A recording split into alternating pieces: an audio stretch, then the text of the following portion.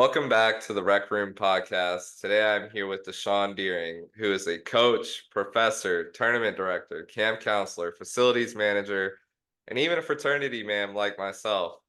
Mr. Dishon, how are you doing today? I'm doing well, Gary. Thanks for having me on. I appreciate it. Of course, man. Thank you for give me the opportunity to interview you. I'm really excited about this one. So we'll just start off this podcast just like we do every other one. Give me an introduction about yourself.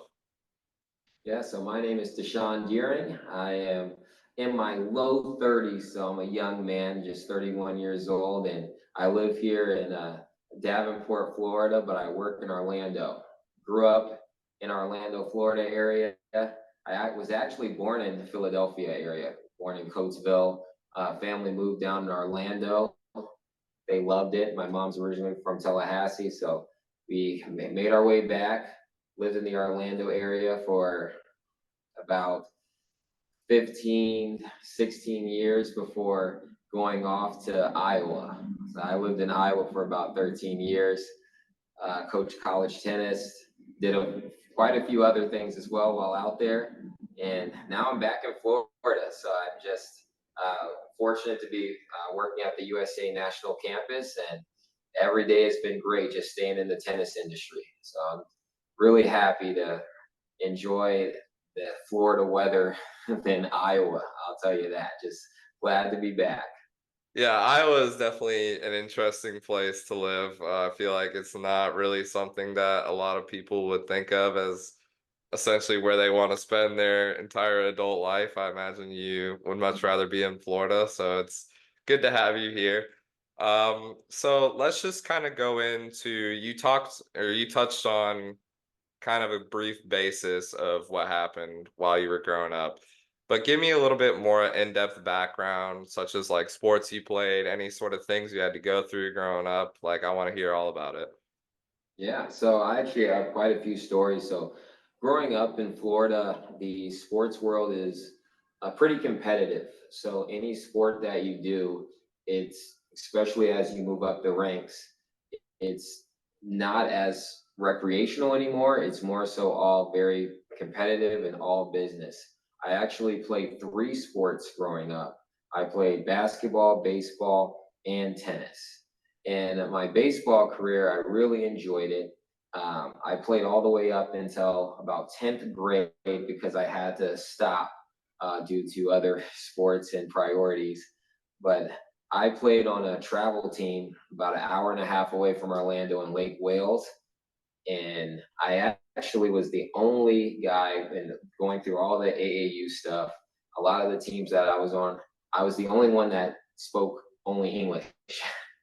So the coaches would be talking in Spanish, to the entire team, and I had a guy back behind me translating every sentence that he said. My first job was at a batting cage, so I was able to get on base. And back in the day, I used to run at a pretty good pace, so I could run from home base to first base in 3.2 seconds. And the Division One coaches will look at between 3.1 and 3.3. So that's what kind of got me in there. Even when I was in ninth grade, that's what kind of got me into baseball. But didn't want to be a base runner. Didn't want to, stick out with that. So I continued on with basketball. Basketball, I played my entire life. I went to Winter Springs High School. We were ranked 20, between either in the mid 20s for the state of Florida. Most of my teammates still play or have played professional basketball at some level. I played behind a guy that's still playing overseas now to this day, and I'm in my low 30s. So it was very fun, but very competitive. It was all business. Everything at that higher level of basketball was uh, all business. We would go, perfect practice makes perfect, handle all of our business, and then get off the court. At Winter Springs, our rival was Winter Park High School, and this was during the Austin Rivers era. So when I was a sophomore, we crushed them. We went to states. He was a freshman. He's 1 year younger than me. And he went from scoring 9 points a game his freshman year to 22 points a game as a sophomore. Huge jump. His dad was coaching the Boston Celtics at the time. Huge jump. We couldn't get past them. That was the last time we tasted that. And everybody would go and transfer and play with Austin Rivers. So he had a big 6'10" guy named Adam Jones, Brett Comer, who was a standout at Florida Gulf Coast. All these other guys went to him. They were tough. They were tough. Yeah. Those are some of my best experiences. My senior year, regional, we played them in the regional final every year. That was there. We three-peated as district champions. My senior year, Coach K, so Austin Rivers just decommitted from Florida.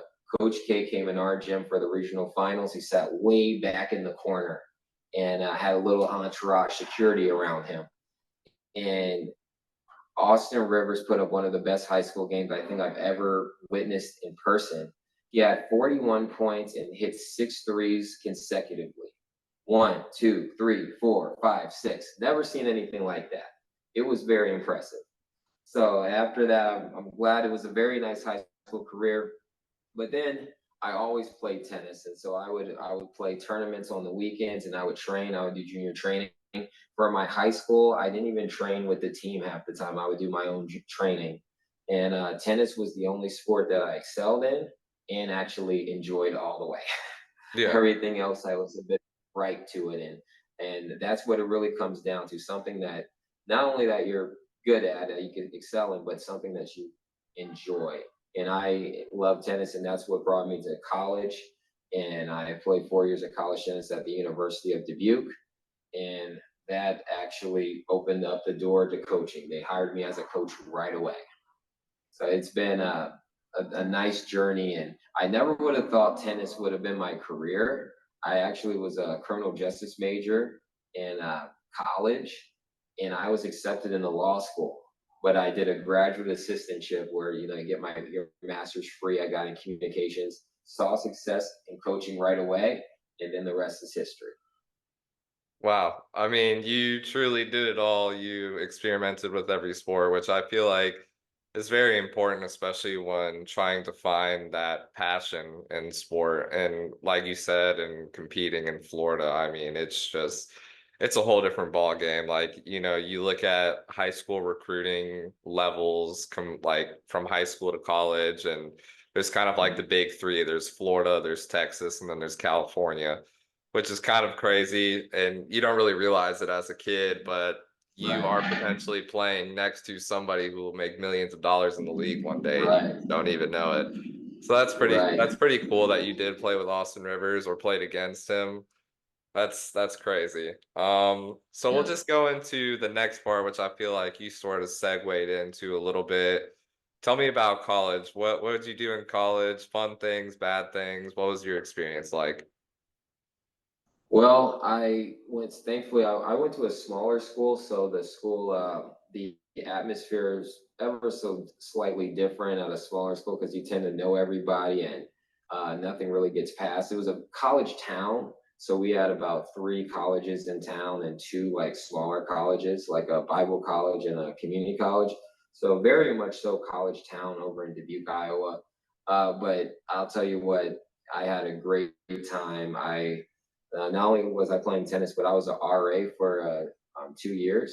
So I got a chance to get my room and board paid for. And it was also a nice leadership experiment as well, like just really being in a position of leadership in college. Now, that power can be abused, and but most of them do abuse that, but it was a great experience nonetheless. But I joined the fraternity. I'm a member of Omega Psi Phi Fraternity Incorporated, and it's the purple and gold. Some people call them the Q Dogs. Very very popular in most areas, and Mhm. it was because you're in there for a lifetime. I'm still even involved with the fraternity to this day. We have plenty of grad chapters here in Orlando that I'm involved in as well. So I'll tell you what, learning quite a bit about the fraternity and sorority life really not only opened my eyes to more so the brotherhood aspect, but really serving the community. It really put a charge on really the emphasis of serving and like really bettering the community that you live in. So I really enjoyed that aspect of college as well. But it was also the discipline. Since I was an athlete, I tried my best not to get too far distracted. I was dieting a lot. I was like on some kind of gluten-free, high-energy diet for tennis to just like stay at a high level shape. My goal is to never get tired. My goal for body fat was I wanted to be 7% body fat, but I got as low as 8.9. And it was and I was 190 pounds. So right when I graduated college, though, I lost all that. I mean, I went low. I lost all that muscle. I couldn't keep up with that regimen. That was a night and day regimen that I was on. So I really learned a lot about discipline in college because those college tennis seasons were long. I think we were like the second longest season compared to track and field. I think track and field had the longest season because they were just running all the time and practicing like all the time. Mhm. We had a lot of tournaments in the fall and we would play the entire spring. So it was very long season. But I mean, the bond that you create playing those college sports is crazy. I've already been a groomsman in I think 3 or 4 of my teammates' weddings. So and that includes men and women's side. Yeah. So it's been a great experience with that, and I always say college is really where you find yourself, and you're out on your own, and you really are learn what you do best. What makes you tick. Like I couldn't do my homework late at night.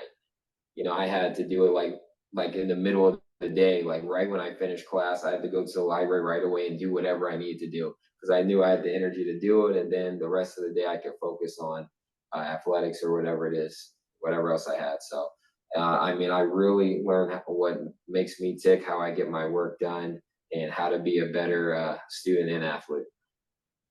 And I think it's really important that you talked about this regimen that you were on because I feel like especially as a normal college student who goes to a college with some relatively big athletic programs, you see these athletes outside of their place of work and they seem to be having a blast and they're kind of like the celebrities in a way, but a lot of people don't necessarily think about what goes in behind the scenes for them to be able to even just go out at all. And I think that's Right. important that you touched on that because finding a regimen, especially at the collegiate level, is something that could set you up for success for the rest of your life. And obviously, it worked for you. And then you touched on joining a fraternity, which I think is pretty cool. I joined a fraternity. I'm still in a fraternity, Chi Phi. Yeah. And it's an experience that whenever I first came to college, definitely didn't even cross my mind. Especially old Gary, whenever I told him about it, he was like, no shit, like we're not doing that. Yeah. And it's turned into something that was not only super fun, but super rewarding. Whenever I first joined my fraternity, we were a pledge class of 6, so there was in total 36, and then to this day, I believe there's 160 active members. So Oh yeah, that's awesome. I've seen the highs and lows, and being in the fraternity also taught me about this major that I'm actually pursuing. Whenever I first came to college, I was doing nursing, and nursing wasn't really for me, I found. And then one of my buddies that I lived in the house with was like, yo, try out sports management. And I was like, oh God, here we go. The sport management, I don't really know about that one. To go from anything in the medical field to something else is Yeah. like, because when you're learning about the medical field, you're like, oh, I'm gonna be, 6-figure earning, I'm gonna be doing this and that and Right. this and that. And then I found this and now it's just my passion and I love it. And you talked about that, how you were an RA and then tennis became your passion and now it's your job. So that's awesome for you. So while you were in college, you played tennis, but then you also became the interim head coach. Can you tell me about that a little bit? Yeah, of course. So like when I was put in a situation when I did my graduate assistantship. So I was doing my master's and I just completed my first year. And our head coach was actually trying to transition out of coaching. He actually wanted to go, he wasn't too much older than me, maybe 3 years or so, 4 years. And he wanted to go into full time military, like active duty. So he knew that ahead of time and kind of informed me and said, Dishon, I'm going to go away for basic training for a while and his specialty training. So he was gone from pretty much like mid end of the summer to like end towards the end of the fall with both of his trainings. So they left it in my hands to step in and be the interim head coach while he was gone. So I pretty much handled an entire fall season on my own, and it actually, I believe that's what really catapulted me to, really be on top of it and really understand what the coaching lifestyle was at the college level. Because when you're thrown in the fire, you have to respond. Yeah. Yeah. So I actually really found that the tennis part in a college lifestyle, whatever sport you're coaching, whether it's basketball, football, whatever the case may be, the actual sport is most likely 30% of your job. 70% of the job is like recruiting, administration work, budgeting, dealing with attitudes, uh, dealing with NCAA compliance, athletic department compliance, you name it. It's 70% that stuff and 30% your actual sport. So the tennis matches and the practices were the easy part, but everything the prep before that was the difficult part. So that really showed me what the life was about, and I still was able to, thankfully, those skills that I learned, like being disciplined, having a regimen, just being on time with everything, you're able to really be successful in those types of jobs. And I like how you touched on the duties of a coach. I feel like as a student, it's very easy for us to point fingers at a coach whenever things start to go wrong, record wise. I mean, as a Gator, we've had our own bouts with especially football, and a lot of the students tend to just point a finger at the coach, and because that's the person that is essentially the role model for the team. But a lot of these students don't really realize the things that you pointed out, going to these meetings, complying with the NCAA. Now there's a whole new monkey wrench in the system with NIL, which has completely shifted the, I mean, college athletics as a whole, because now you have schools like Dartmouth who are just like, oh, we're going to become a union. And, the world of college athletics is honestly something that I don't think anybody saw coming. It is now literally a business, and it's so much more than competing, which I feel like is unfortunate in a way, because I feel like that's what college used to be about. Who's the best, who's going to take it to that next level. And now it's about how much money can I make off my NIL deal without even signing a contract to play professionally. So, Right, coaches, I mean, the world of coaching is ever changing, something that will never stop. So that's awesome right. that you were able to sort of pick that up, and it kind of sucks that your coach was just like, inevitably screw this. I'm going to fight in the Yeah, military. That's a pretty yeah, interesting career switch for sure. yeah. Don't see it too often. Switch like that. Usually they're trying to get out by time, but no, more power to him. He's still going now to this day, and he's enjoying it. Wow, that's wicked. Me personally, I'm all good about that. Um, so then after you were the interim coach, you kind of had not not I don't want to call it a gap because that's almost disrespectful, but you did a few things before you ended up going back to Dubuque. So can you kind of touch on that? Yeah, so I actually, what I did was I was a full-time assistant still at Dubuque, but what I did was I took on uh, teaching. So I was a college professor for about 5 years in between while coaching a high school team. I was the head coach for a girls' high school team in Dubuque, Iowa, and I took on directing tennis tournaments as well. So the directing tennis tournaments I still do to this day. I go up back up to Iowa about once a year for a week or so, a little over a week, and I run 3 tennis tournaments. And great tournaments. We have prize money for the men's and women's. I mean, it's not a lot, like, when I first started, we were around $1,200 to the winner, so it's not too bad. You get a little bit of change. for playing in the tournament. So, and now I'm directing some tournaments down here, which has been great. No prize money yet, but it's just always been something I wanted to do on the back end because instead of playing tournaments, now I just direct them. So even though I could still play a little bit, but I know the money's guaranteed if I direct them at least. Yeah, So, but the high school was pretty good. I'm glad they let me still coach high school while I was an assistant.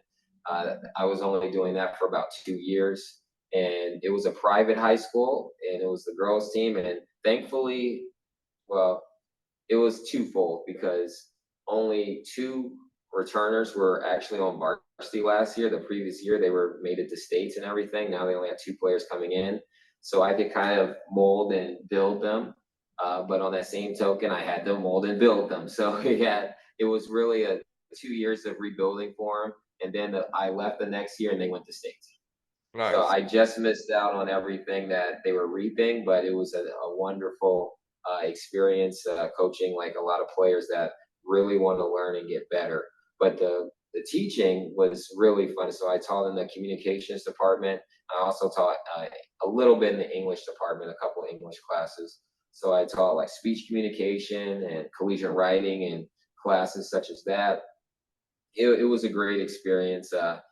Every curriculum I had to make every time we changed the book or changed the lesson plans. But other than that, I mean, some semesters it's the same exact curriculum. I didn't even have to look at the day. You just know the lectures off the top of your head, and you just go in, give your presentation, go out. Just the grading gets a little tedious, but just I really enjoyed uh, doing that. And I also use my class as guinea pigs because I did a little bit of stand up comedy for a few years. So at the beginning of each communications class, I would go through a list of jokes. They would give me the thumbs up or they would give me the thumbs down. And it really helped with a lot of my acts that I used to do. So it was fun. So now we're throwing another thing into Dishon's list of stuff he's done. He's done stand-up comedy. Done, yep, done a little bit of stand-up comedy, did a little bit of radio work. So that's kind of Really? my, because I did my master's in communications. So I met quite a few, and actually, RIP, one of my favorite radio hosts, his name is Joe Madison.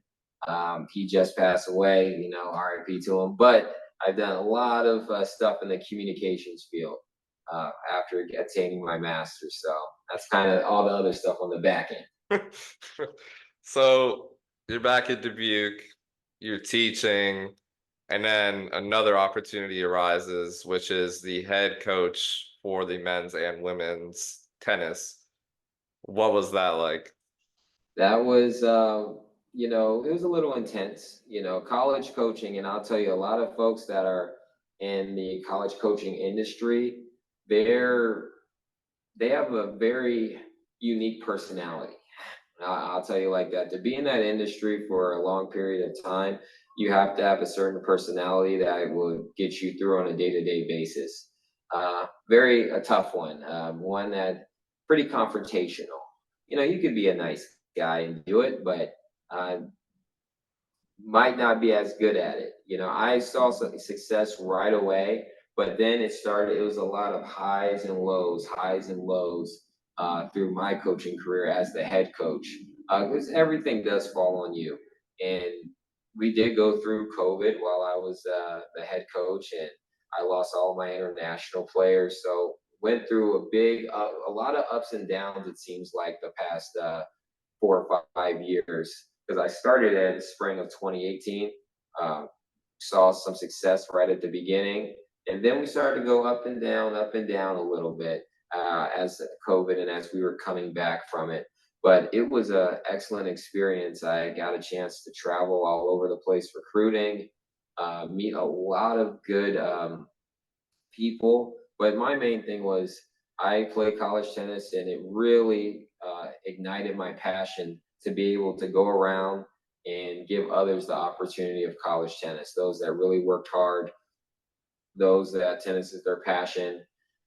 My job was to really read character and identify and relate that to their game and see who's coachable and who I could take to the next level.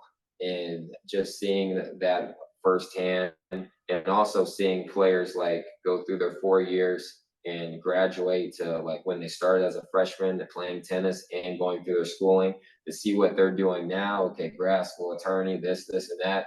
A lot of the players that I formerly coach are doing great. And to see that cycle, see that progress, that production there is just amazing. And that's really made coaching fulfilling, I would say. And that's really what I take with me are the relationships and the bonds that I have created just from being in a position where I have to talk to so many people and on a regular basis. It was a great experience. Not an easy experience because you have to do so much, as I mentioned before. You know, your budgeting and your administration work, your scheduling. It was all after doing it for a while. It was all like clockwork on when to do it and how to do it. And especially, I would always have a graduate assistant coach that I would train, and I would tell them if you can't do my job, I didn't properly, train you in this position. And just seeing their growth and getting their masters and moving on to jobs and or other coaching positions, it's been very rewarding. So I will say, coaching is not necessarily about the money, especially college coaching. You're not in a Power Five or conference or anything, it's not about the money. It's just really about those rewarding experiences and those relationships you built. So it was a great experience. I mean, in sport, I participated in sports at a youth level. I played soccer, NERP, Northeast Yeah, Regional Park. Played with the yeah. Falcons there, and then in my high school Mm, year, I played football my senior year. And I remember, of course, a lot of things from experiencing, different levels of players and sort of adversities, losing, winning, all that. But the one thing that stayed constant in my mind was the way I viewed my coach. My coach in high school is somebody that I still talk to every once in a while, and he's just a great guy. And when I was playing high school ball, that's when my mom had cancer. So it was really big for me to have that sort of figure in my life that wasn't necessarily a parental figure, but was a guiding figure and somebody that not only I could talk sports with, but I could talk life with. And that's a big thing about coaches that I don't think a lot of people necessarily realize or respect, especially if you've never played a sport before. Like these coaches are people that are here for you and care about you. And, they're kind of just like, your mom or your dad, essentially. Um, right, right. but like, I want to move on to the next section, but I kind of thought about this. How old were you when you were being a head coach? The interim, I was actually pretty young. When I was an interim coach, I was probably like 23, maybe.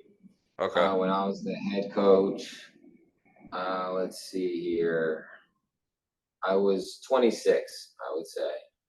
Which I is was about pretty, that's interesting to me because you think about a collegiate athlete, they're from the ages of like probably 18 to 22, I think is a safe range. So you 20. weren't much older than them. Like, did that ever kind of affect the way they looked at you or And for the most part, it helped as far as I was able to relate to them a little bit better. They felt a little bit more comfortable with me, and I was still able to beat them. okay. So that all those played a part. Yeah, so they still All of those. respected you no matter what. Yeah, I was still able to play, and the thing is, since I was a little bit, since I was relatable to the players, it did like create more of a bond, and they really wanted to play and fight and win for me. Now, on the same token, as that was for majority, but that's not for everybody. I did have some struggles too with some players where that needed a bit more of a push, and that as with all. But for the most part, that developed a culture with the team where everybody wanted to come together and win for the team.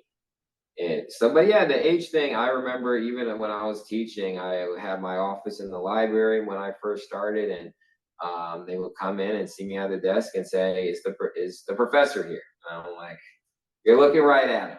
So That's funny. nice to experience that right away, but yeah, it was good. So college is over, and now you've moved on to the USTA. Kind of tell me what the USTA is and what your job is at the USTA. That's awesome. Yeah, so I right now the USTA is the United States Tennis Association, and right now I work at the national campus. So we have over 98 tennis courts. This is actually the home of American tennis. It's right here in Orlando, Florida. So my title in particular is I'm the associate head for all of the adult programming on the campus. So all of our advanced drills and anything that is 18 and above, my name is on it. I also, even today, we have our player development is here. So our Team USA is for our juniors is based here in Orlando. So they have 6 red clay courts for them, 6 hard courts, and all of our professional players really train here. We have a few professional players that live here, but the idea behind our player development is we train up all of the national juniors.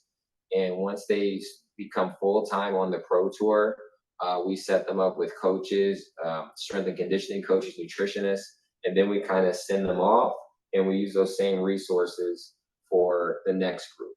So really, we're big on training America's next top juniors. Even today, we have a little bit of Davis Cup action going on. Team Canada has been out here practicing. I actually got a chance to coach with the general manager for Team USA today, Martin Blackman, and my shoes have all this red clay on it. It was a very wonderful opportunity, but it's very high level. We have professionals come in at all times. I hate the name drop, but even like we have a few like Madison Keys lives here, trains here. Mackenzie McDonald lives here, trains here. He was ranked as high as 37 in the nation. Madison Keys has been a U.S. Open finalist. She's actually from Iowa, but lives here now. Very, very high level stuff. But like I said, mainly I do a lot of work all over the campus and mainly the adults.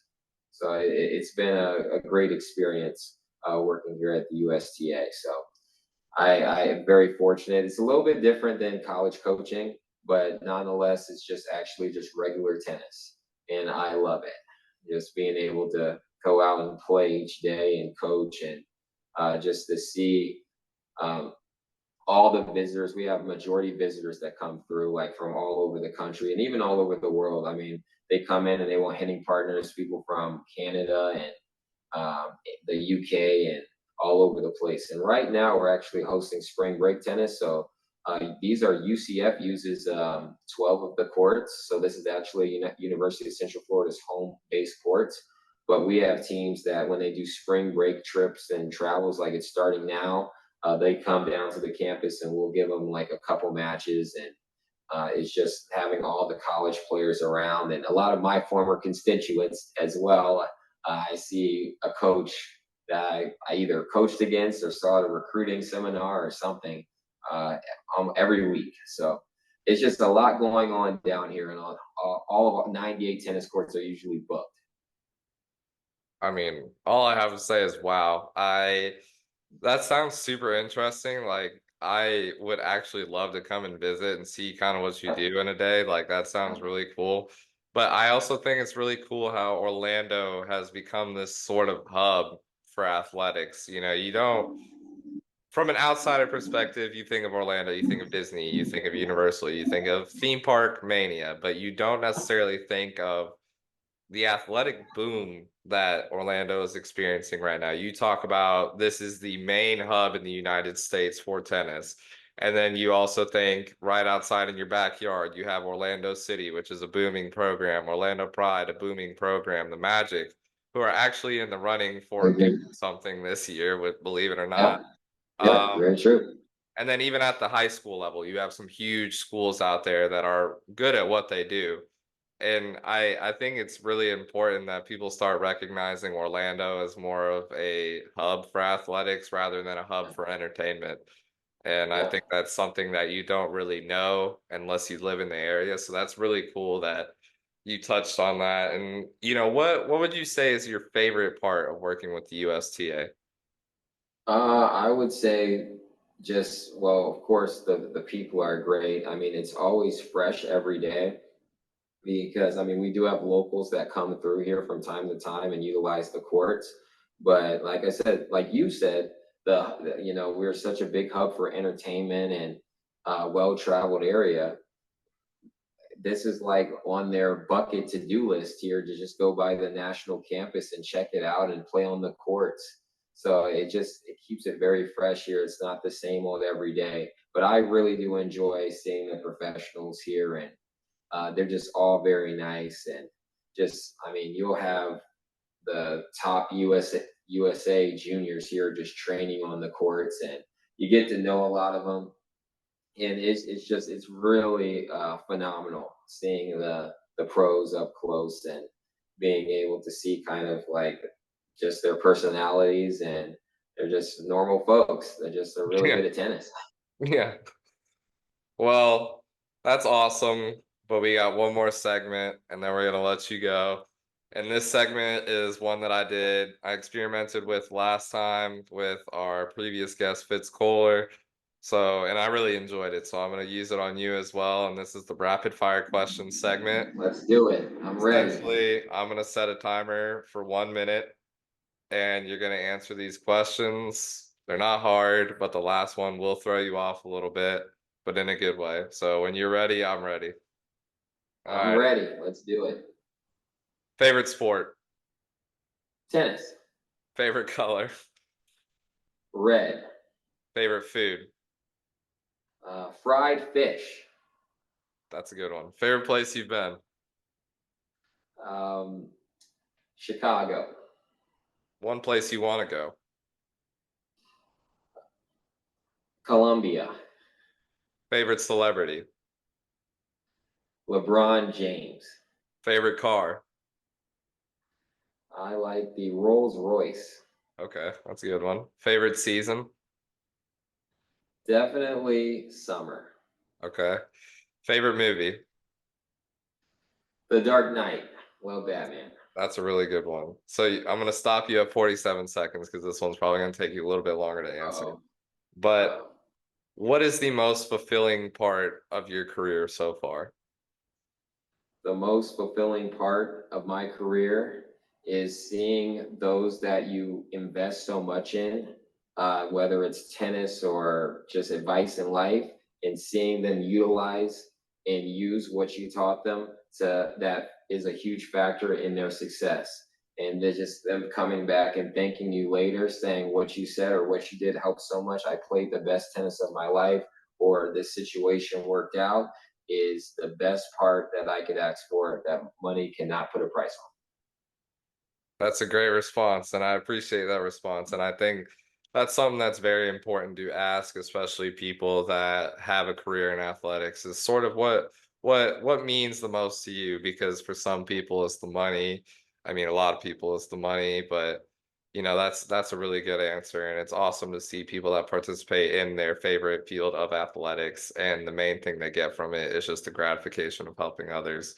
So that's all I have for you today. Is there anything you'd like to leave us with, Dishon, that you want the people to know about you? Of Well, all I like to say is first off, Gary, thank you for having me on. This was a awesome show, awesome experience. course. I always leave with everyone, just continue to lift as you climb. So as you climb to reach your own goals, lift the person next to you to reach theirs. You continue to do that, we're all making it to where we want to be. So thanks again, Gary. Course, man. And that's a badass quote to leave the people with. So if you enjoyed this interview with Dishon, please be sure to like, subscribe, share amongst all of your friends. This has been the Rec Room Podcast. Peace.